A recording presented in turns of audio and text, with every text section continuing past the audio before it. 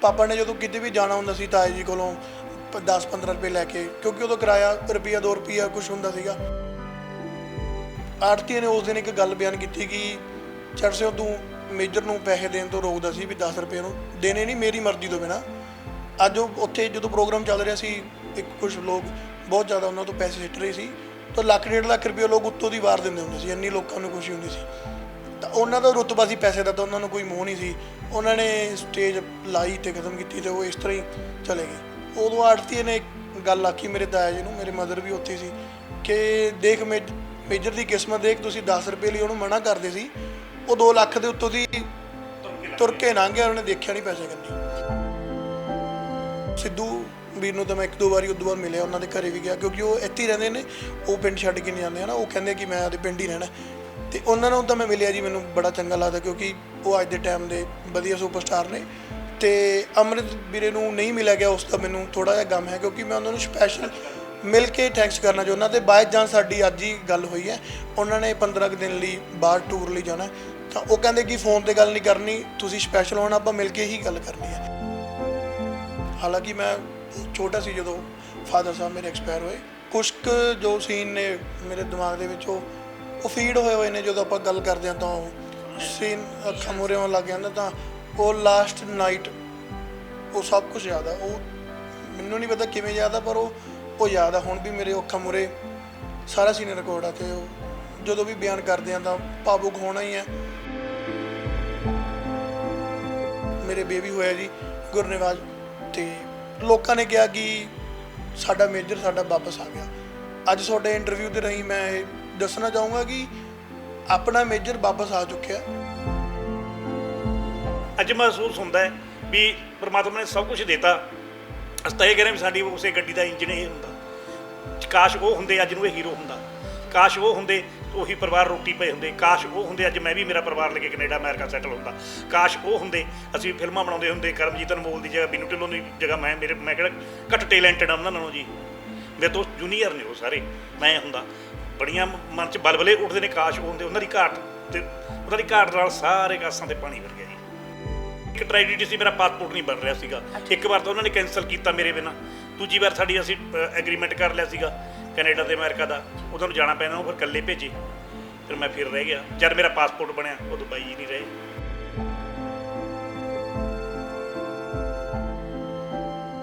आदमी मुसाफिर है, आता है चला जाता है, आते जाते रस्तों पर यादें छोड़ जाता है। सत श्री अकाल जी, मैं ਹਾਂ ਕਮਾਇਨੀ ਸ਼ਰਮਾ ਤੇ ਤੁਹਾਡਾ ਸਾਰਿਆਂ ਦਾ ਸਿਨੇ ਪੰਜਾਬੀ ਤੇ ਬਹੁਤ-ਬਹੁਤ ਸਵਾਗਤ ਹੈ।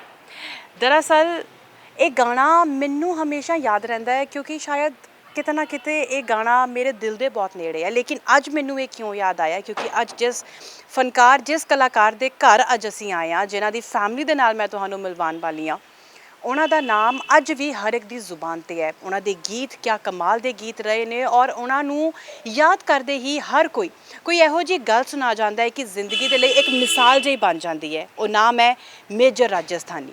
ਜੀ ਹਾਂ, ਅੱਜ ਅਸੀਂ ਉਹਨਾਂ ਦੇ ਘਰ ਆਏ ਹਾਂ। ਅਸੀਂ ਸਾਰੇ ਜਾਣਦੇ ਹਾਂ ਕਿ ਉਹ ਸਾਨੂੰ ਸਾਰਿਆਂ ਨੂੰ ਛੱਡ ਕੇ ਬਹੁਤ ਸਾਲ ਪਹਿਲਾਂ ਹੀ ਚਲੇ ਗਏ ਸੀ, ਲੇਕਿਨ ਉਹਨਾਂ ਦੀ ਕਲਾ ਦੇ ਜ਼ਰੀਏ ਅੱਜ ਵੀ ਉਹਨਾਂ ਨੂੰ ਯਾਦ ਰੱਖਿਆ ਜਾਂਦਾ ਹੈ। ਸੋ ਅੱਜ ਅਸੀਂ ਉਹਨਾਂ ਦੇ ਪਰਿਵਾਰ ਨੂੰ ਮਿਲਾਂਗੇ ਔਰ ਬਹੁਤ ਸਾਰੀਆਂ ਗੱਲਾਂ ਬਾਤਾਂ ਅਸੀਂ ਅੱਜ ਜਾਣਾਂਗੇ।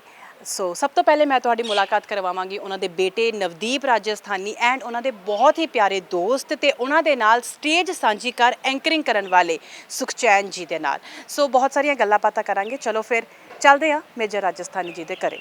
ਸਾਡੇ ਨਾਲ ਮੌਜੂਦ ਨੇ ਉਹਨਾਂ ਦੇ ਬੇਟੇ। ਸਤਿ ਸ਼੍ਰੀ ਅਕਾਲ। ਐਂਡ ਬਹੁਤ ਜ਼ਿੰਦਗੀ ਤੁਸੀਂ ਹੰਡਾਈ ਹੈ ਸਰ, ਸਟੇਜਾਂ 'ਤੇ ਰੌਣਕਾਂ ਵਧਾਈਆਂ ਨੇ। ਸੁਖਚੈਨ ਜੀ ਬਹੁਤ ਬਹੁਤ ਸਤਿ ਸ਼੍ਰੀ ਅਕਾਲ ਹੈ। ਐਂਡ ਨਵਦੀਪ ਜੀ। ਸੋ ਨਵਦੀਪ ਜੀ, ਸਭ ਤੋਂ ਪਹਿਲੇ ਤਾਂ ਅੱਜ ਤੁਸੀਂ ਇੱਕ ਸਕਸੈਸਫੁਲ ਬਿਜ਼ਨਸਮੈਨ ਬਣ ਚੁੱਕੇ ਹੋ, ਲੇਕਿਨ ਨਾਲ ਦੇ ਨਾਲ ਹੀ ਤੁਹਾਨੂੰ ਇੰਡਸਟਰੀ ਤੋਂ ਵੀ ਕਾਲਸ ਆ ਰਹੀਆਂ ਨੇ ਗਾਇਕੀ ਦੇ ਲਈ, ਹੈ ਨਾ। ਇਹ ਚੇਂਜ ਕੀ ਹੈ, ਫਿਊਚਰ ਕੀ ਹੈ, ਪਾਸਟ ਕਿਵੇਂ ਸੀ, ਬਿਜ਼ਨਸਮੈਨ ਕਿਵੇਂ ਬਣ ਗਏ, ਔਰ ਹੁਣ ਅੱਗੇ ਲਾਈਫ ਸਰਕਲ ਨੂੰ ਕਿਵੇਂ ਵੇਖ ਰਹੇ ਹੋ? ਦੇਖੋ ਜੀ, ਕਿਸੇ ਨੇ ਵੀ ਅਗਰ ਇਸ ਫੀਲਡ ਦੇ ਵਿੱਚ ਆਉਣਾ ਤਾਂ ਉਹਨੂੰ ਇੱਕ ਨਾਮ ਬਣਾਉਣਾ ਪੈਂਦਾ, ਇੱਕ ਪਲੈਟਫਾਰਮ ਬਣਾਉਣਾ ਪੈਂਦਾ। ਮੇਰੇ ਲਈ ਉਹ ਸਭ ਕੁਝ ਬਣਿਆ ਬਣਾਇਆ ਸੀਗਾ, ਅਤੇ ਕਮੀ ਸੀ ਸਿਰਫ ਮੇਰੀ ਮਿਹਨਤ ਦੀ।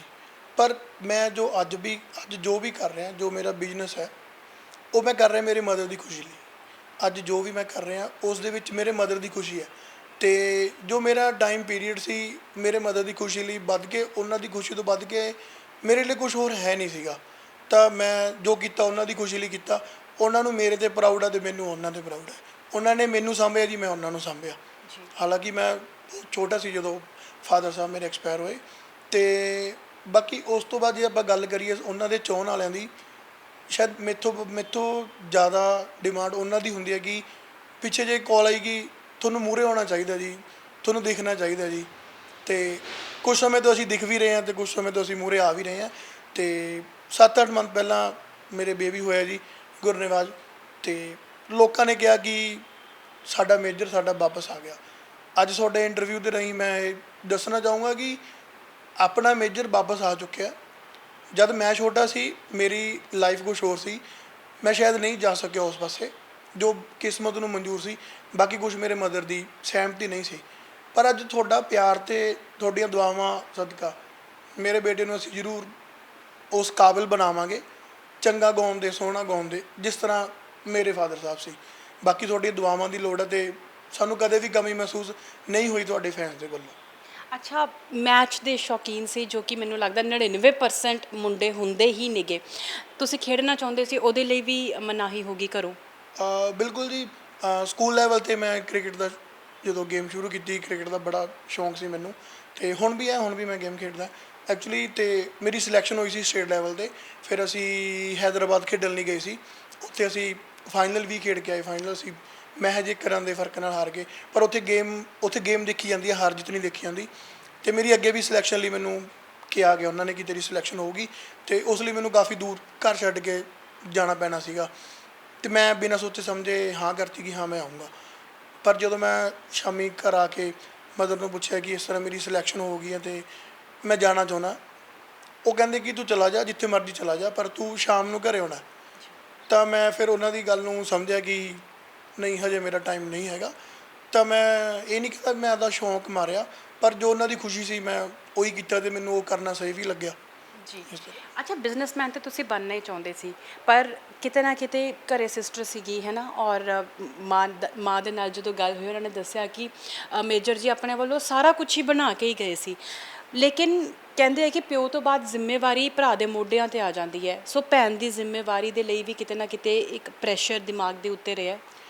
ਬਿਲਕੁਲ ਸੀ ਜੀ। ਪਰ ਤੁਹਾਨੂੰ ਜਿਵੇਂ ਕਿ ਦੱਸਿਆ ਕਿ ਜੋ ਸਿੰਗਲਾ ਫੈਮਿਲੀ ਸਾਡੇ ਨਾਲ ਜੁੜੀ ਹੋਈ ਹੈ ਤੇ ਮਾਨਵੀਰੇ ਹੋਣੀ, ਸਾਡੇ ਨਾਲ ਹੋਰ ਵੀ ਪਰਿਵਾਰ ਬਬਲੀ ਖੋਸਾ ਜੀ, ਉਹਨਾਂ ਦੇ ਫਾਦਰ ਸਾਹਿਬ ਵੀ ਸਾਡਾ ਬਹੁਤ ਕਰਦੇ ਨੇ। ਇੱਕ ਫੋਨ 'ਤੇ ਸਾਰੇ ਹਾਜ਼ਰ ਹੋ ਜਾਂਦੇ ਨੇ। ਤੇ ਪ੍ਰੈਸ਼ਰ ਸੀਗਾ ਪਰ ਮੇਰੇ 'ਤੇ ਆਉਣ ਨਹੀਂ ਦਿੱਤਾ ਗਿਆ। ਮੇਰੇ ਬ੍ਰਦਰ ਸ਼ੈਕੀ ਸਿੰਗਲਾ ਜੀ ਤੇ ਅਮਿਤ ਸਿੰਗਲਾ ਜੀ ਨੇ। ਅਮਿਤ ਜੀ ਮੈਨੂੰ ਇੱਕ ਵਾਰੀ ਬਸ ਇੱਕ ਗੱਲ ਕਹਿੰਦੇ, ਮੈਂ ਉਹਨਾਂ ਨੂੰ ਇੱਕ ਵਾਰੀ ਪੁੱਛਿਆ ਵੀ ਕਿ ਮੂਹਰੇ ਮੈਰਿਜ ਆ ਰਹੀ ਹੈ ਤੇ ਕਿਸ ਤਰ੍ਹਾਂ ਕਿਵੇਂ। ਉਹ ਕਹਿੰਦੇ ਵੀ ਤੈਨੂੰ ਚਿੰਤਾ ਕਾਹਦੀ ਹੈ, ਤੂੰ ਆਪਦਾ ਕੰਮ ਕਰ, ਉਹ ਸਾਰਾ ਕੁਝ ਅਸੀਂ ਦੇਖਾਂਗੇ। ਜੀ। ਅੱਛਾ ਸਰ, ਮੈਂ ਤੁਹਾਡੇ ਕੋਲੋਂ ਪੁੱਛਣਾ ਚਾਹਾਂਗੀ ਕਿ ਜਦੋਂ ਮੇਜਰ ਜੀ ਚਲੇ ਗਏ ਹੈ ਨਾ, ਤੇ ਪਰਿਵਾਰ ਪਿੱਛੇ ਰਹਿ ਗਿਆ ਕਿਤੇ ਨਾ ਕਿਤੇ। ਜਿੱਦਾਂ ਇਹ ਆਪਣੇ ਬੇਟੇ ਦੇ ਵਿੱਚ ਅੱਜ ਕਹਿੰਦੇ ਵੀ ਸਾਰਿਆਂ ਕਹਿੰਦੇ ਆ, ਜੋ ਕਿ ਸਾਡੇ ਘਰਾਂ 'ਚ ਆਮ ਹੁੰਦਾ ਹੈ ਨਾ, ਕੋਈ ਚਲਾ ਜਾਂਦਾ ਤੇ ਬੱਚਾ ਆਉਣ 'ਤੇ ਕਹਿੰਦੇ ਵੀ ਵਾਪਸੀ ਹੋ ਗਈ ਆ। ਇਸੇ ਤਰ੍ਹਾਂ ਜਦੋਂ ਇਹਨਾਂ ਦੇ ਵਿੱਚ ਤੁਸੀਂ ਮੇਜਰ ਜੀ ਨੂੰ ਵੇਖਦੇ ਹੋਵੋਗੇ, ਤੁਹਾਡੇ ਦਿਮਾਗ 'ਚ ਕਿਸ ਤਰ੍ਹਾਂ ਦੇ ਸਵਾਲ ਉਦੋਂ ਉੱਠਦੇ ਸੀ ਬਾਕੀ ਇੰਡਸਟਰੀ ਨੂੰ ਦੇਖ ਕੇ ਜਾਂ ਉਸ ਟਾਈਮ ਦੇ ਹਾਲਾਤਾਂ ਨੂੰ ਦੇਖ ਕੇ ਕਿ ਇਹ ਜੇ ਮੇਜਰ ਜੀ ਜ਼ਿੰਦਾ ਰਹਿੰਦੇ ਤੇ ਸ਼ਾਇਦ ਅੱਜ ਇਹ ਉਹਨਾਂ ਦੀ ਥਾਂ ਖੜੇ ਹੁੰਦੇ। ਸੋ ਉਹਨਾਂ ਦੇ ਜਾਣ ਪਿੱਛੋਂ ਇਹ ਨੁਕਸਾਨ ਨੂੰ ਤੁਸੀਂ ਕਿਵੇਂ ਵੇਖਿਆ ਕਿ ਇੰਨਾ ਲੰਬਾ ਅਰਸਾ ਇਹਨਾਂ ਨੂੰ ਮਤਲਬ ਸ਼ਾਇਦ ਪੁੱਛਿਆ ਹੀ ਨਹੀਂ ਗਿਆ ਉਸ ਤਰੀਕੇ ਦੇ ਨਾਲ ਜਿਸ ਤਰ੍ਹਾਂ ਉਹਨਾਂ ਦੇ ਨਾਮ ਦੇ ਮੁਤਾਬਿਕ ਪੁੱਛਣਾ ਚਾਹੀਦਾ ਸੀ? ਕਿਉਂਕਿ ਮੈਮ ਜੀ ਮੈਂ ਕੰਮ ਵਾਲਾ ਬੰਦਾ ਸੀ। ਉਹਨਾਂ ਦੇ ਹੱਥ ਤੋਂ 6 ਮਹੀਨੇ ਮੈਂ ਆਪਸੱਟ ਰਿਹਾ। ਉਸ ਤੋਂ ਬਾਅਦ ਮੈਨੂੰ ਹੋਰ ਕਲਾਕਾਰ ਲੈ ਗਏ। ਮੇਰੇ 'ਚ ਟੈਲੈਂਟ ਸੀਗਾ, ਇਹਨਾਂ ਦੀ ਬਦੌਲਤ ਨਾਂ ਬਣਿਆ ਹੋਇਆ ਸੀ। ਕਿਉਂਕਿ ਮੈਂ ਉਸ ਸਮੇਂ ਦਾ ਜਿਹੜਾ ਵੀ ਹੀਰੋ ਕਲਾਕਾਰ ਸੀ ਮੈਂ ਉਸ ਨਾਲ ਇੱਕ ਕੰਪੇਅਰਿੰਗ ਕੀਤੀ ਹੈ। ਬੇਸ਼ੱਕ ਉਹ ਅਮਰਤਾ ਵਿਰਕ ਨੇ, ਜਸਵਿੰਦਰ ਬਰਾੜ ਨੇ, ਕੁਲਵਿੰਦਰ ਢਿੱਲੋਂ ਹੈ, ਦਿਲਜੀਤ ਦੋਸਾਂਝ ਨੂੰ ਵੀ ਮੈਂ 1.5 ਸਾਲ ਗਵਾਇਆ ਜੀ, ਮਾਣ ਹੈ ਮੈਨੂੰ। ਤੇ ਪ੍ਰੀਤ ਬਰਾੜ, ਦੀਪ ਢਿੱਲੋਂ, ਸਾਰੇ ਹਿੱਟ ਕਲਾਕਾਰ ਮੈਂ ਗਵਾਏ ਨੇ। ਕਿਉਂਕਿ ਮੈਨੂੰ ਇਹਨਾਂ ਨੂੰ ਮੈਂ ਫੋਨ ਕਰ ਲੈਂਦਾ ਸੀ, ਕਿਵੇਂ ਹੋ, ਕਿੱਦਾਂ, ਠੀਕ ਹੋ। ਹੋਰ ਪੜ੍ਹਦੇ ਦਾ ਦਾਖਲਾ ਭਰ ਕੇ ਆਏ, ਉਹ ਭਰ ਕੇ ਉਹਦੀ ਸੰਤੁਸ਼ਟੀ ਹੋ ਗਈ। ਹਫ਼ਤੇ 10 ਦਿਨਾਂ ਬਾਅਦ ਇਹਨਾਂ ਨੂੰ ਮਿਲ ਕੇ ਸੰਤੁਸ਼ਟੀ ਹੋ ਜਾਂਦੀ ਸੀਗੀ। ਮੈਂ ਬਿਜੀ ਰਿਹਾ। ਪਰ ਅੱਜ ਮਹਿਸੂਸ ਹੁੰਦਾ ਵੀ ਪਰਮਾਤਮਾ ਨੇ ਸਭ ਕੁਝ ਦਿੱਤਾ। ਅਸੀਂ ਤਾਂ ਇਹ ਕਹਿ ਰਹੇ ਵੀ ਸਾਡੀ ਉਸੇ ਗੱਡੀ ਦਾ ਇੰਜਣ ਇਹ ਹੁੰਦਾ। ਕਾਸ਼ ਉਹ ਹੁੰਦੇ ਅੱਜ ਨੂੰ ਇਹ ਹੀਰੋ ਹੁੰਦਾ। ਕਾਸ਼ ਉਹ ਹੁੰਦੇ ਉਹੀ ਪਰਿਵਾਰ ਰੋਟੀ ਪਏ ਹੁੰਦੇ। ਕਾਸ਼ ਉਹ ਹੁੰਦੇ ਅੱਜ ਮੈਂ ਵੀ ਮੇਰਾ ਪਰਿਵਾਰ ਲੈ ਕੇ ਕੈਨੇਡਾ ਅਮਰੀਕਾ ਸੈਟਲ ਹੁੰਦਾ। ਕਾਸ਼ ਉਹ ਹੁੰਦੇ ਅਸੀਂ ਫਿਲਮਾਂ ਬਣਾਉਂਦੇ ਹੁੰਦੇ। ਕਰਮਜੀਤ ਅਨਮੋਲ ਦੀ ਜਗ੍ਹਾ ਬੀਨੂ ਢਿੱਲੋਂ ਦੀ ਜਗ੍ਹਾ ਮੈਂ ਕਿਹੜਾ ਘੱਟ ਟੈਲੈਂਟਡ ਆ ਉਹਨਾਂ ਨਾਲੋਂ ਜੀ। ਮੇਰੇ ਤੋਂ ਜੂਨੀਅਰ ਨੇ ਉਹ ਸਾਰੇ। ਮੈਂ ਹੁੰਦਾ ਬੜੀਆਂ ਮਨ 'ਚ ਬਲਬਲੇ ਉੱਠਦੇ ਨੇ, ਕਾਸ਼ ਉਹ ਹੁੰਦੇ। ਉਹਨਾਂ ਦੀ ਘਾਟ ਤੇ ਉਹਨਾਂ ਦੀ ਘਾਟ ਨਾਲ ਸਾਰੇ ਕਾਸਾਂ ਤੇ ਪਾਣੀ ਫਿਰ ਗਿਆ ਜੀ। ਜੀ ਤੁਸੀਂ ਆਪਣੇ ਜਿੱਦਾਂ ਤੁਸੀਂ ਕਹਿ ਰਹੇ ਹੋ, ਜਿੱਦਾਂ ਮੈਂ ਸਮਝ ਪਾ ਰਹੀ ਹਾਂ, ਤੁਸੀਂ ਆਪਣੇ ਸੁਪਨੇ ਆਪਣੇ ਚਾਅ ਉਹਨਾਂ ਦੇ ਨਾਲ ਸਾਂਝੇ ਕਰਦੇ ਸੀ। ਬਿਲਕੁਲ ਜੀ, ਕਿਉਂਕਿ ਸਾਡਾ ਪ੍ਰੇਮ ਹੀ ਇੱਕ ਕਹਾਵਤ ਹੈ, ਅਸੀਂ ਨਸ਼ੇ ਵਾਂਗੂ ਲੱਗੇ ਹੋਏ ਸੀ ਇੱਕ ਦੂਸਰੇ ਨੂੰ। ਕਿਉਂਕਿ ਮੇਰੇ ਬਿਨਾਂ 24 ਘੰਟੇ ਉਹ ਵੀ ਨਹੀਂ ਸਾਰ ਸਕਦੇ ਸੀ, ਮੈਂ ਵੀ ਉਹਨਾਂ ਨੂੰ ਮੇਰੇ ਬਿਨਾਂ ਨਹੀਂ ਸਾਰ ਸਕਦਾ ਸੀ। ਮੇਰਾ ਉਹ ਬਹੁਤ ਕਰਦੇ ਸੀ, ਬਹੁਤ ਜ਼ਿਆਦਾ ਕਰਦੇ ਸੀਗੇ ਜੀ ਤੇ ਤੁਸੀਂ ਦੱਸ ਰਹੇ ਸੀਗੇ ਵੀ ਉਹਨਾਂ ਦੇ ਨਾਲ ਤੁਸੀਂ ਬਾਹਰਲੇ ਮੁਲਕਾਂ 'ਚ ਘੁੰਮਣਾ ਚਾਹੁੰਦੇ ਸੀ। ਕਿਉਂਕਿ ਕੋਈ ਇੱਕ ਟ੍ਰੈਜਡੀ ਸੀ, ਮੇਰਾ ਪਾਸਪੋਰਟ ਨਹੀਂ ਬਣ ਰਿਹਾ ਸੀਗਾ। ਇੱਕ ਵਾਰ ਤਾਂ ਉਹਨਾਂ ਨੇ ਕੈਂਸਲ ਕੀਤਾ ਮੇਰੇ ਬਿਨਾਂ, ਦੂਜੀ ਵਾਰ ਸਾਡੀ ਅਸੀਂ ਐਗਰੀਮੈਂਟ ਕਰ ਲਿਆ ਸੀਗਾ ਕੈਨੇਡਾ ਤੇ ਅਮਰੀਕਾ ਦਾ, ਉਹਨਾਂ ਨੂੰ ਜਾਣਾ ਪੈਣਾ, ਉਹ ਫਿਰ ਇਕੱਲੇ ਭੇਜੇ। ਫਿਰ ਮੈਂ ਰਹਿ ਗਿਆ। ਜਦ ਮੇਰਾ ਪਾਸਪੋਰਟ ਬਣਿਆ ਉਦੋਂ ਬਾਈ ਜੀ ਨਹੀਂ ਰਹੇ। ਚਾਹਤਾ ਤਾਂ ਹੈਗੀਆਂ ਨੇ, ਅੱਜ ਵੀ ਹੈਗੀਆਂ ਨੇ, ਉਹ ਹੁੰਦੇ ਜਿੱਦਾਂ ਸਾਰੀ ਦੁਨੀਆ ਘੁੰਮਤੀ ਹੁੰਦੀ, ਵਰਲਡ ਟੂਰ ਲਾਤਾ। ਜੀ ਜੀ ਨਵਦੀਪ, ਮੈਂ ਤੁਹਾਡੇ ਕੋਲੋਂ ਜਾਣਨਾ ਚਾਹਾਂਗੀ, ਜਦੋਂ ਬੱਚਾ ਵੱਡਾ ਹੋ ਰਿਹਾ ਹੁੰਦਾ ਨਾ ਤੇ ਉਹਨੂੰ ਉਹਦੇ ਮਾਂ ਵੱਲੋਂ ਜਾਂ ਘਰ ਦੇ ਜਿਹੜੇ ਕਰੀਬੀ ਹੁੰਦੇ ਨੇ ਉਹਨਾਂ ਨੂੰ ਵੱਲੋਂ ਦੱਸਿਆ ਜਾਂਦਾ ਹੈ ਕਿ ਨਵਦੀਪ ਤੇਰੇ ਪਾਪਾ ਨੇ ਇਸ ਤਰ੍ਹਾਂ ਸਟਰਗਲ ਕੀਤਾ ਹੈ। ਅਸੀਂ ਸਾਰੇ ਜਾਣਦੇ ਹਾਂ ਵੀ ਉਹ ਖੇਤੀਬਾੜੀ ਕਰਦੇ ਸੀ, ਆਪਣੇ ਸੁਪਨੇ ਪੂਰੇ ਕਰਨ ਦੇ ਲਈ ਉਹ ਰਾਜਸਥਾਨ ਛੱਡ ਇੱਥੇ ਬਠਿੰਡਾ ਆਏ ਸੀਗੇ, ਹੈ ਨਾ। ਤੇ ਜਿਸ ਤੋਂ ਹਿੰਮਤ ਮਿਲਦੀ ਹੋਏ, ਜਿਸ ਤੋਂ ਅੱਜ ਤੁਹਾਨੂੰ ਗਰਵ ਮਹਿਸੂਸ ਹੁੰਦਾ ਹੈ ਵੀ ਹਾਂ ਮੇਰੇ ਫਾਦਰ ਸਾਹਿਬ ਨੇ ਇੱਥੇ ਤੱਕ ਦਾ ਨਾਮ ਬਣਾਇਆ ਆਪਣੇ ਦਮ 'ਤੇ। ਉਹਨਾਂ ਦੀ ਇੱਕ ਛੋਟੀ ਜੀ ਜੋ ਸਕਸੈਸ ਦੀ ਸਟੋਰੀ ਆ, ਇੱਕ ਸਟੋਰੀ ਦੇ ਵਿੱਚ ਆਪਾਂ ਬਿਆਨ ਕਰ ਦਿੰਦੇ ਹਾਂ। ਜਦੋਂ ਇਹ ਪਿੰਡ ਰਹਿੰਦੇ ਸੀ, ਸਾਰੀ ਜੁਆਇੰਟ ਫੈਮਿਲੀ ਸੀਗੀ ਤਾਇਆ ਜੀ ਵਰਗੇ ਨਾਲ, ਤਾਂ ਸਾਡੀ ਆੜਤ ਹੁੰਦੀ ਸੀ ਜੀ ਪਦਮਪੁਰ। ਸਾਡਾ ਪਿੰਡ 5 ਕੇ ਬੁੱਟਰਾ। ਅਤੇ ਪਾਪਾ ਨੇ ਜਦੋਂ ਕਿਤੇ ਵੀ ਜਾਣਾ ਹੁੰਦਾ ਸੀ ਤਾਇਆ ਜੀ ਕੋਲੋਂ 10-15 ਰੁਪਏ ਲੈ ਕੇ, ਕਿਉਂਕਿ ਉਦੋਂ ਕਿਰਾਇਆ ਰੁਪਈਆ 2 ਰੁਪਈਆ ਕੁਛ ਹੁੰਦਾ ਸੀਗਾ। ਅਤੇ ਜੋ ਸਾਡੀ ਆੜਤ ਹੁੰਦੀ ਸੀ ਪਦਮਪੁਰ, ਤਾਂ ਮੇਰੇ ਤਾਇਆ ਜੀ ਨੇ, ਜੋ ਚੜਸਿਓ ਜੀ ਵੱਡੇ ਤਾਇਆ ਜੀ, ਉਹਨਾਂ ਨੇ ਆਖਿਆ ਹੋਇਆ ਸੀਗਾ ਕਿ ਆੜਤ ਜਿੰਨਾ ਸਾਡੀ ਆੜਤ ਹੁੰਦੀ ਸੀ ਕਿ ਮੇਰੀ ਸਹਿਮਤੀ ਤੋਂ ਬਿਨਾਂ, ਮੇਰੀ ਮਰਜ਼ੀ ਤੋਂ ਬਿਨਾਂ ਕਿਸੇ ਨੂੰ ਵੀ ਪੈਸੇ ਨਹੀਂ ਦੇਣੇ। ਮੇਜਰ ਆਏ ਚਾਹੇ ਉਹਦੇ ਘਰੋਂ ਕੋਈ ਆਵੇ, ਕਿਸੇ ਨੂੰ ਨਹੀਂ ਦੇਣੇ। ਮਤਲਬ ਕਿ 10 ਰੁਪਏ ਵੀ ਉਹਨਾਂ ਨੂੰ ਮੰਗਣੇ ਪੈਂਦੇ ਸੀ ਤਾਇਆ ਜੀ ਕੋਲੋਂ। ਅਤੇ ਉਹ ਗੱਲਾਂ ਉਹਨਾਂ ਨੂੰ ਫੀਲ ਹੁੰਦੀਆਂ ਸੀਗੀਆਂ, ਤਾਂ ਹੀ ਉਹ ਮੰਮੀ ਨੂੰ ਕਹਿੰਦੇ ਹੁੰਦੇ ਸੀ ਕਿ ਕੁਛ ਨਾ ਕੁਛ ਮੈਂ ਕਰੂੰਗਾ, ਮੈਂ ਆਪਦੇ ਦਮ 'ਤੇ ਮੈਂ ਕੁਛ ਕਰਕੇ ਜਾਊਂਗਾ। ਤਾਂ ਉਹ ਉਸ ਗੱਲ ਤੋਂ ਕੁਛ ਸਾਲ 1.5 ਸਾਲ ਬਾਅਦ ਪਦਮਪੁਰ ਦੇ ਇੱਕ ਪੈਲੇਸ ਦੇ ਵਿੱਚ ਫੰਕਸ਼ਨ ਸੀਗਾ ਮੈਰਿਜ ਦਾ, ਪਿੰਡ ਦੀ ਕੋਈ ਮੈਰਿਜ ਸੀਗੀ ਅਤੇ ਪਾਪਾ ਦਾ ਪ੍ਰੋਗਰਾਮ ਸੀਗਾ। ਉੱਥੇ ਉਹ ਆੜਤੀਆ ਵੀ ਆਇਆ ਹੋਇਆ ਸੀ, ਮੇਰੇ ਤਾਇਆ ਜੀ ਵੀ ਸੀ ਅਤੇ ਮੇਰੇ ਮਦਰ ਵੀ ਸੀਗੇ। ਤਾਂ ਉੱਥੇ ਇਹ ਗੱਲ ਮੈਨੂੰ ਮੇਰੇ ਮਦਰ ਨੇ ਦੱਸੀ ਸੀ, ਅਤੇ ਆੜਤੀਆ ਨੇ ਉਸ ਦਿਨ ਇੱਕ ਗੱਲ ਬਿਆਨ ਕੀਤੀ ਕਿ ਚੜਸਿਓ ਤੂੰ ਮੇਜਰ ਨੂੰ ਪੈਸੇ ਦੇਣ ਤੋਂ ਰੋਕਦਾ ਸੀ ਵੀ 10 ਰੁਪਏ ਨੂੰ ਦੇਣੇ ਨਹੀਂ ਮੇਰੀ ਮਰਜ਼ੀ ਤੋਂ ਬਿਨਾਂ। ਅੱਜ ਉਹ ਉੱਥੇ ਜਦੋਂ ਪ੍ਰੋਗਰਾਮ ਚੱਲ ਰਿਹਾ ਸੀ, ਇੱਕ ਕੁਛ ਲੋਕ ਬਹੁਤ ਜ਼ਿਆਦਾ ਉਹਨਾਂ ਤੋਂ ਪੈਸੇ ਸਿੱਟ ਰਹੇ ਸੀ, ਤਾਂ 1.5 ਲੱਖ ਰੁਪਏ ਲੋਕ ਉੱਤੋਂ ਦੀ ਵਾਰ ਦਿੰਦੇ ਹੁੰਦੇ ਸੀ, ਇੰਨੀ ਲੋਕਾਂ ਨੂੰ ਖੁਸ਼ੀ ਹੁੰਦੀ ਸੀ। ਤਾਂ ਉਹਨਾਂ ਦਾ ਰੁਤਬਾ ਸੀ ਪੈਸੇ ਦਾ, ਤਾਂ ਉਹਨਾਂ ਨੂੰ ਕੋਈ ਮੋਹ ਨਹੀਂ ਸੀ। ਉਹਨਾਂ ਨੇ ਸਟੇਜ ਲਾਈ ਅਤੇ ਖਤਮ ਕੀਤੀ, ਅਤੇ ਉਹ ਇਸ ਤਰ੍ਹਾਂ ਹੀ ਚਲੇ ਗਏ। ਉਦੋਂ ਆੜਤੀਏ ਨੇ ਇੱਕ ਗੱਲ ਆਖੀ ਮੇਰੇ ਤਾਇਆ ਜੀ ਨੂੰ, ਮੇਰੇ ਮਦਰ ਵੀ ਉੱਥੇ ਸੀ, ਕਿ ਦੇਖ ਮੇਜਰ ਦੀ ਕਿਸਮਤ ਦੇਖ, ਤੁਸੀਂ 10 ਰੁਪਏ ਲਈ ਉਹਨੂੰ ਮਨਾ ਕਰਦੇ ਸੀ, ਉਹ 2 ਲੱਖ ਦੇ ਉੱਤੋਂ ਦੀ ਤੁਰ ਕੇ ਲੰਘ ਗਿਆ, ਉਹਨੇ ਦੇਖਿਆ ਨਹੀਂ ਪੈਸੇ ਕੰਨੀ। ਤਾਂ ਇਸ ਤਰ੍ਹਾਂ ਦੇ ਬਹੁਤ ਉਹਨਾਂ ਦੇ ਕਿੱਸੇ ਨੇ। ਉਹਨਾਂ ਨੇ ਆਪਦੇ ਮਨ ਦੀ ਉਹ ਪੂਰੀ ਕਰ ਗਏ, ਚਾਹੇ ਉਹਨਾਂ ਨੂੰ ਸਮਾਂ ਘੱਟ ਮਿਲਿਆ, ਪਰ ਉਹ ਉਨੀ ਕੁ ਏਜ 'ਚ ਕੁਛ ਇਸ ਤਰ੍ਹਾਂ ਦਾ ਕਰ ਗਏ ਨੇ ਕਿ ਉਹ ਲੋਕਾਂ ਦੇ ਦਿਲਾਂ ਦੀ ਮਿਸਾਲ ਇੱਕ ਬਣ ਗਿਆ, ਜਗ੍ਹਾ ਬਣਾ ਗਏ ਜੀ ਆਪਣੀ। ਜੀ ਅੱਛਾ, ਕਦੀ ਫਾਦਰ ਦਾ ਐਡਵਾਂਟੇਜ ਸਕੂਲ ਟਾਈਮ ਦੇ ਵਿੱਚ ਹੋਇਆ, ਉਹਨਾਂ ਦੇ ਨਾਮ ਦਾ, ਟੀਚਰਸ ਦੀ ਗੱਲ ਕਰੀਏ ਜਾਂ ਸਟੂਡੈਂਟਸ ਦੀ, ਯਾਰਾਂ ਦੋਸਤਾਂ ਦੀ ਗੱਲ ਕਰੀਏ, ਆਂਢ ਗੁਆਂਢ ਦੀ ਗੱਲ ਕਰੀਏ?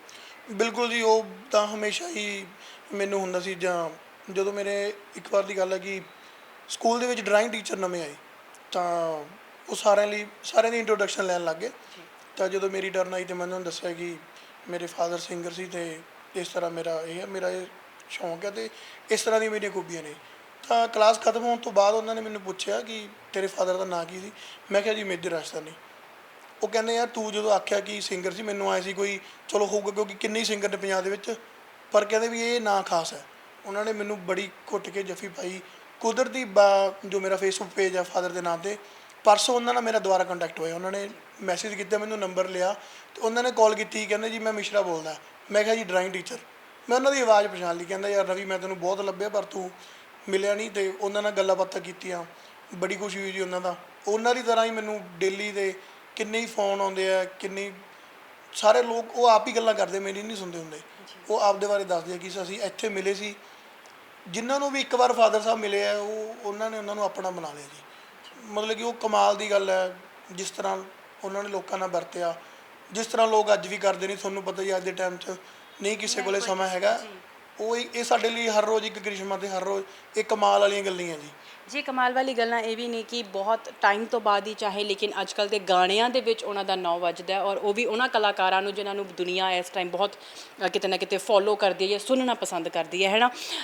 ਅੰਮ੍ਰਿਤ ਮਾਨ ਜੀ ਨੂੰ ਨਹੀਂ ਮਿਲ ਪਾਉਣ ਦਾ ਮਲਾਲ ਵੀ ਹੈ ਤੇ ਸਿੱਧੂ ਵੀਰੇ ਨੂੰ ਮਿਲ ਕੇ ਕੁਝ ਜ਼ਿੰਦਗੀ ਦੇ ਖਾਸ ਪਲ ਜੀਣ ਦੀ ਖੁਸ਼ੀ ਵੀ ਹੈ। ਮੈਂ ਜ਼ਰੂਰ ਚਾਹਾਂਗੀ ਜਦੋਂ ਗਾਣਾ ਸੁਣ ਲਿਆ ਉਸ ਤੋਂ ਬਾਅਦ ਕਿਸ ਤਰ੍ਹਾਂ ਮੁਲਾਕਾਤ ਹੋਈ ਔਰ ਅੰਮ੍ਰਿਤ ਜੀ ਹੁਣ ਤੁਹਾਨੂੰ ਦੁਬਾਰਾ ਮਿਲਣਾ ਚਾਹੁੰਦੇ ਨੇ ਜੀ। ਐਕਚੁਅਲੀ ਅਮਰ ਜੀ ਨੂੰ ਤਾਂ ਮੈਂ ਅੰਮ੍ਰਿਤ ਮਾਨ ਵੀਰੇ ਨੂੰ ਮੈਂ ਮਿਲਣਾ ਚਾਹੁੰਦਾ ਸੀ, ਉਹਨਾਂ ਨੂੰ ਮਿਲ ਕੇ ਥੈਂਕਸ ਕਰਨਾ ਚਾਹੁੰਦਾ ਸੀ ਕਿਉਂਕਿ ਠੀਕ ਹੈ ਉਹਨਾਂ ਨੇ ਇੰਟਰਵਿਊ ਦੇ ਵਿੱਚ ਉਹਨਾਂ ਦੀ ਕੋਈ ਇੰਟਰਵਿਊ 'ਚ ਉਹਨਾਂ ਨੇ ਦੱਸਿਆ ਕਿ ਉਹ ਛੋਟੇ ਹੁੰਦੇ ਤੋਂ ਸੁਣਦੇ ਸੀ ਤੇ ਉਹਨਾਂ ਦੇ ਮਨ ਦੀ ਰੀਝ ਸੀਗੀ ਮੇਰੇ ਫਾਦਰ ਸਾਹਿਬ ਦਾ ਨਾਮ ਕਿਸੇ ਵੀ ਸੌਂਗ ਦੇ ਵਿੱਚ ਐਡ ਕਰਨ ਦੀ। ਤੇ ਮੈਂ ਜਦੋਂ ਉਹਨਾਂ ਦੀ ਇੰਟਰਵਿਊ ਦੇਖੀ ਤੇ ਮੈਨੂੰ ਬੜਾ ਚੰਗਾ ਲੱਗਿਆ ਤੇ ਟਾਈਮ ਹੋ ਗਿਆ ਗਾਣੇ ਆਏ ਨੂੰ। ਸਿੱਧੂ ਵੀਰ ਨੂੰ ਤਾਂ ਮੈਂ 1-2 ਵਾਰੀ ਉਦੋਂ ਬਾਅਦ ਮਿਲਿਆ, ਉਹਨਾਂ ਦੇ ਘਰੇ ਵੀ ਗਿਆ ਕਿਉਂਕਿ ਉਹ ਇੱਥੇ ਹੀ ਰਹਿੰਦੇ ਨੇ, ਉਹ ਪਿੰਡ ਛੱਡ ਕੇ ਨਹੀਂ ਜਾਂਦੇ ਨਾ, ਉਹ ਕਹਿੰਦੇ ਕਿ ਮੈਂ ਆਪਦੇ ਪਿੰਡ ਹੀ ਰਹਿਣਾ। ਤੇ ਉਹਨਾਂ ਨੂੰ ਤਾਂ ਮੈਂ ਮਿਲਿਆ ਜੀ, ਮੈਨੂੰ ਬੜਾ ਚੰਗਾ ਲੱਗਦਾ ਕਿਉਂਕਿ ਉਹ ਅੱਜ ਦੇ ਟਾਈਮ ਦੇ ਵਧੀਆ ਸੁਪਰਸਟਾਰ ਨੇ। ਤੇ ਅੰਮ੍ਰਿਤ ਵੀਰੇ ਨੂੰ ਨਹੀਂ ਮਿਲਿਆ ਗਿਆ ਉਸ ਦਾ ਮੈਨੂੰ ਥੋੜ੍ਹਾ ਜਿਹਾ ਗਮ ਹੈ ਕਿਉਂਕਿ ਮੈਂ ਉਹਨਾਂ ਨੂੰ ਸਪੈਸ਼ਲ ਮਿਲ ਕੇ ਥੈਂਕਸ ਕਰਨਾ ਚਾਹੁੰਦਾ। ਤੇ ਬਾਏ ਚਾਂਸ ਸਾਡੀ ਅੱਜ ਹੀ ਗੱਲ ਹੋਈ ਹੈ, ਉਹਨਾਂ ਨੇ 15 ਕੁ ਦਿਨ ਲਈ ਬਾਹਰ ਟੂਰ ਲਈ ਜਾਣਾ ਤਾਂ ਉਹ ਕਹਿੰਦੇ ਕਿ ਫੋਨ 'ਤੇ ਗੱਲ ਨਹੀਂ ਕਰਨੀ, ਤੁਸੀਂ ਸਪੈਸ਼ਲ ਹੋਣਾ, ਆਪਾਂ ਮਿਲ ਕੇ ਹੀ ਗੱਲ ਕਰਨੀ ਹੈ। ਤੇ ਕੁਝ ਸਮੇਂ ਬਾਅਦ ਚਲੋ ਹੁਣ ਉਹਨਾਂ ਨੂੰ ਮਿਲ ਕੇ ਮੈਂ ਜ਼ਰੂਰ ਉਹਨਾਂ ਦਾ ਧੰਨਵਾਦ ਕਰਨਾ ਚਾਹੂੰਗਾ। ਉਹਨਾਂ ਦੇ ਇੱਕ ਉਸ ਬੋਲ ਨੇ ਇਹ ਦੁਬਾਰਾ ਸਾਰਾ ਸਮਾਂ ਰੀਕ੍ਰੀਏਟ ਹੋ ਗਿਆ, ਨਵੀਂ ਜਨਰੇਸ਼ਨ ਸੁਣਨ ਲੱਗ ਗਈ, ਤਾਂ ਉਹਨਾਂ ਦਾ ਧੰਨਵਾਦ ਤਾਂ ਮੈਂ ਮਿਲ ਕੇ ਹੀ ਕਰਨਾ ਚਾਹੂੰਗਾ ਜੀ। ਨਵੀਂ ਜ਼ਿੰਦਗੀ ਦੀ ਕੋਈ ਇੱਕ ਧੁੰਦਲੀ ਮੈਮਰੀ ਯਾਦ ਹੈ ਤੁਹਾਨੂੰ? ਦੇਖੋ ਜੀ ਮੈਮਰੀਜ਼ ਤਾਂ ਬਹੁਤ ਨੇ ਜਿਹੜੀਆਂ ਕਿ ਆਪਾਂ ਇੱਕ ਇੰਟਰਵਿਊ ਦੇ ਵਿੱਚ ਨਹੀਂ ਐਕਸਪਲੇਨ ਕਰ ਸਕਦੇ, ਪਰ ਜਿਵੇਂ ਕਿ ਤੁਹਾਨੂੰ ਪਹਿਲਾਂ ਪ੍ਰੀਤ ਕਾਲਚਰਾਂ ਨੇ ਜਿਹਨੇ ਦੱਸਿਆ ਕਿ ਉਹ ਬੜੇ ਮੂਡੀ ਸੀਗੇ, ਤਾਂ ਮੇਰਾ ਬਹੁਤ ਕਰਦੇ ਸੀ, ਹਰੇਕ ਬਾਪ ਆਪਣੇ ਬੱਚੇ ਦਾ ਕਰਦਾ। ਤਾਂ ਕੀ ਹੋਇਆ ਕਿ ਰਾਤ ਨੂੰ ਇੱਕ ਦਿਨ ਮੰਮੀ ਨਾਲ ਥੋੜ੍ਹੀ ਜਿਹੀ ਕੋਈ ਨੋਕ ਝੋਕ ਹੋਈ ਹੋਊਗੀ, 8:30 ਦਾ ਟਾਈਮ ਜੀ, ਉਹਨਾਂ ਨੇ ਘਰੇ ਰੋਟੀ ਨਹੀਂ ਖਾਧੀ ਤੇ ਉਹ ਕਹਿੰਦੇ ਵੀ ਅਸੀਂ ਰਾਜਸਥਾਨ ਚੱਲੇ ਹਾਂ। ਰਾਜਸਥਾਨ ਦਾ ਸਾਡੇ ਲਈ ਆਏ ਹੁੰਦਾ ਸੀ ਜਿਵੇਂ ਕਿ 2 ਗਲੀਆਂ ਛੱਡ ਕੇ ਨਾਲ ਜਾਣਾ। ਉਹਨਾਂ ਨੇ ਮੈਨੂੰ ਨਾਲ ਚੱਕਿਆ ਜੀ ਤੇ ਰਾਤ ਨੂੰ 11:30-12 ਵਜੇ ਰਾਜਸਥਾਨ। ਤਾਂ ਉੱਥੇ ਜਦੋਂ ਜਾ ਕੇ ਉਹਨਾਂ ਨੂੰ ਸਵੇਰੇ ਅਹਿਸਾਸ ਹੋਇਆ ਕਿ ਬੱਚਾ ਛੋਟਾ ਹੈ, ਮਾਂ ਬਿਨਾਂ ਨਹੀਂ ਸਰਨਾ, ਫਿਰ ਉਹਨਾਂ ਨੂੰ ਗੱਲ ਫੀਲ ਹੁੰਦੀ ਸੀ ਕਿ ਹਾਂ ਮੈਂ ਪੀਤੀ 'ਚ ਥੋੜ੍ਹਾ ਜਿਹਾ ਕੀਤਾ ਪਰ ਨਹੀਂ। ਫਿਰ ਉਹਨਾਂ ਨੇ ਜਲਦੀ ਆਪਦਾ ਹੋਰ ਕੁਝ ਵੀ ਸੋਚੇ ਬਿਨਾਂ ਜਲਦੀ ਫਿਰ ਰਾਮਪੁਰੇ ਆਉਣਾ। ਤੇ ਫਿਰ ਉਹਨਾਂ ਨੇ ਮੰਮੀ ਨੂੰ ਕਹਿਣਾ ਵੀ ਰਾਤ ਤਾਂ ਮੈਨੂੰ ਸਹੀ ਲੱਗਿਆ ਕਿ ਮੈਂ ਜਾਣਾ ਸੀ, ਪਰ ਹੁਣ ਅਸੀਂ ਟਾਈਮ 'ਤੇ ਆ ਗਏ ਵੀ ਜਵਾਕ ਸਾਂਭੋ।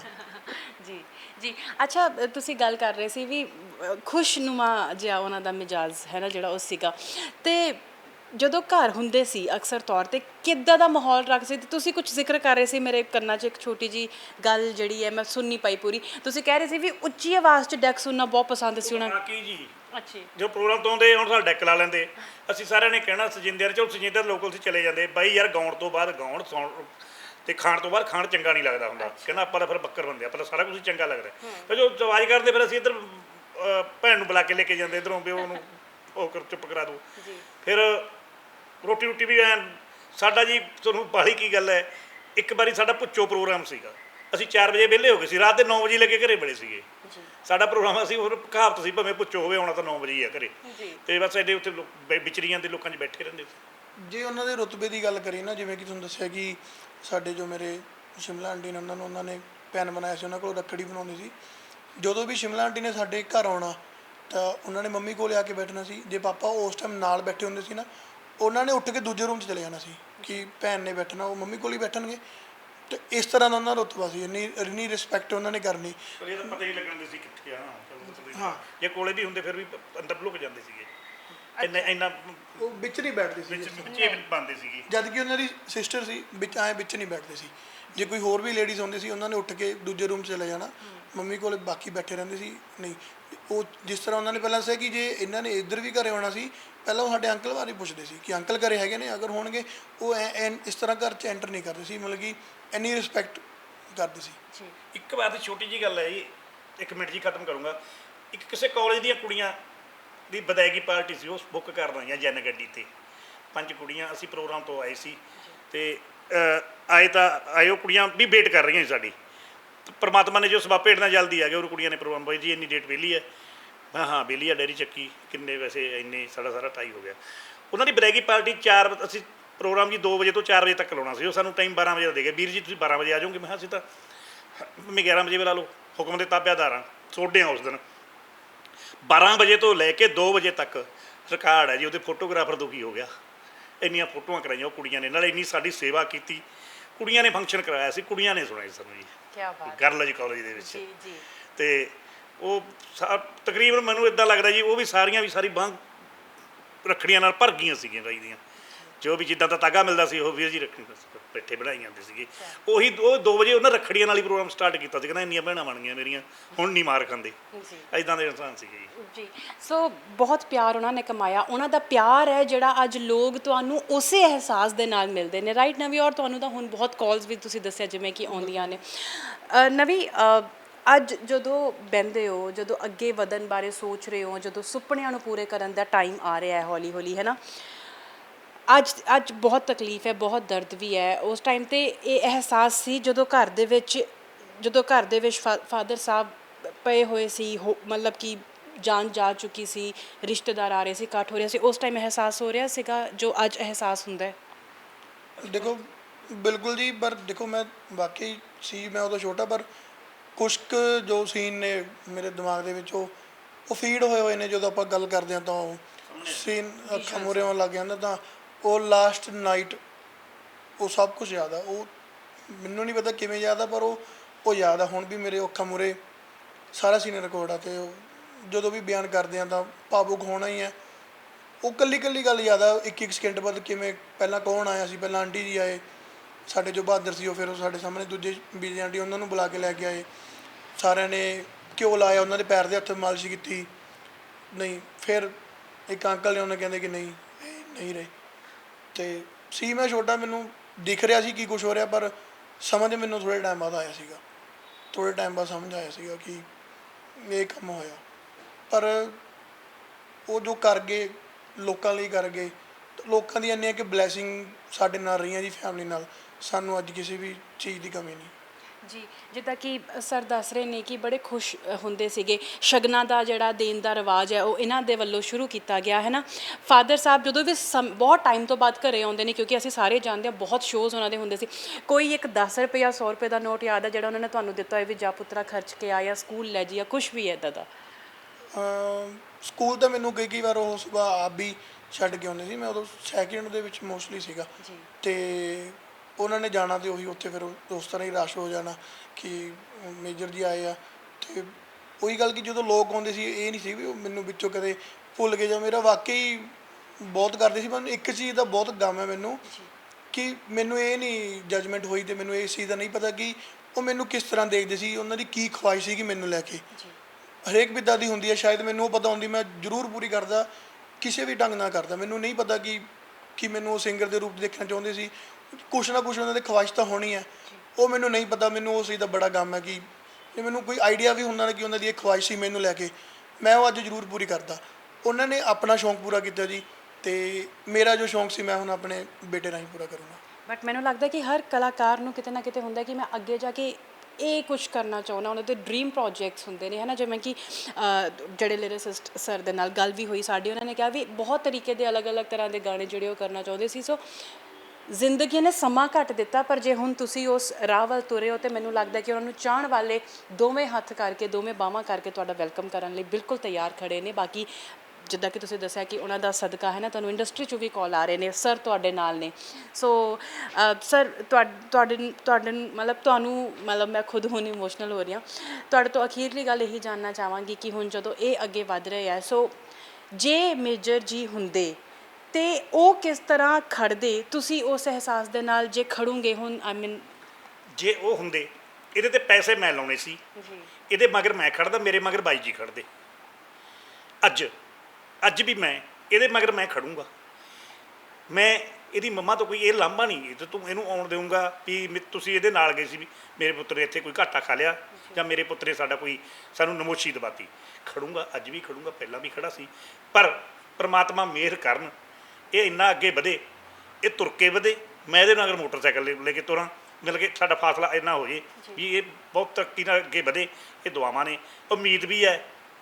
ਪਤਾ ਨਹੀਂ ਸਬੱਬ ਬਣ ਗਿਆ, ਤੁਹਾਡੇ ਆਉਣ ਨਾਲ ਸਬੱਬ ਬਣ ਗਿਆ, ਸਾਡੇ ਆਡੀਅנס ਨੂੰ ਦੱਸਣ ਦਾ ਸਬੱਬ ਬਣ ਗਿਆ, ਤੁਹਾਡੇ ਚੈਨਲ ਦੇ ਮਾਧਿਅਮ ਰਾਹੀਂ ਵੀ ਮੈਨੂੰ ਕੁਛ ਨਾ ਕੁਛ ਲੱਗ ਰਿਹਾ।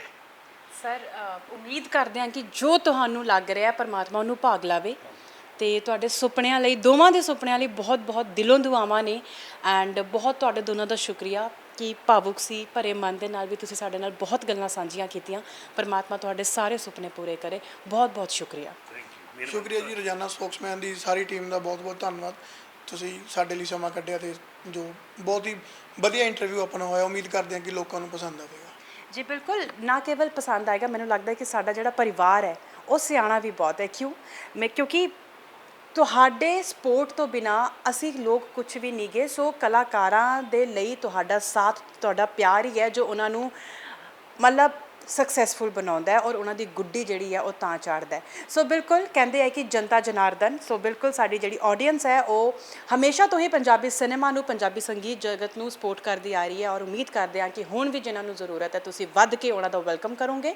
ਐਂਡ ਅੱਜ ਦੀ ਇਹ ਖਾਸ ਇੰਟਰਵਿਊ ਡੈਡੀਕੇਟਿਡ ਸੀਗੀ ਮੇਜਰ ਰਾਜਸਥਾਨੀ ਜੀ ਨੂੰ, ਜਿਹੜਾ ਕਿ ਪੰਜਾਬੀ ਸੰਗੀਤ ਜਗਤ ਦਾ ਉਹ ਨਾਇਆਬ ਹੀਰਾ ਜਿਹੜਾ ਕਿ ਹਮੇਸ਼ਾ ਹੀ ਗੀਤਾਂ ਜ਼ਰੀਏ ਯਾਦ ਰੱਖਿਆ ਜਾਏਗਾ। ਔਰ ਇੰਨਾ ਹੀ ਨਹੀਂ, ਉਸ ਤੋਂ ਬਾਅਦ ਉਹਨਾਂ ਦੇ ਬੇਟੇ ਨਵਦੀਪ ਰਾਜਸਥਾਨੀ ਵੀ ਬਹੁਤ ਜਲਦ ਅੰਦਾਜ਼ਾ ਲਗਾਇਆ ਜਾ ਰਿਹਾ ਹੈ ਕਿ ਪੰਜਾਬੀ ਸੰਗੀਤ ਜਗਤ ਦਾ ਹਿੱਸਾ ਬਣਨਗੇ ਆਪਣੀ ਆਵਾਜ਼ ਦੇ ਜ਼ਰੀਏ। ਕਿਉਂਕਿ ਬਹੁਤ ਅੱਛੇ ਸੰਕੇਤ ਕਹਿ ਸਕਦੇ ਹਾਂ, ਮੈਸੇजेस ਕਹਿ ਸਕਦੇ ਹਾਂ, ਰੱਬ ਵੱਲੋਂ ਉਹਨਾਂ ਨੂੰ ਮਿਲ ਰਹੇ ਨੇ, ਅੱਛੇ ਕੰਟੈਕਟਸ ਮਿਲ ਰਹੇ ਨੇ। ਸੋ ਤੁਹਾਡੇ ਪਿਆਰ ਤੇ ਸਾਥ ਦੀ ਜ਼ਰੂਰਤ ਹੈ।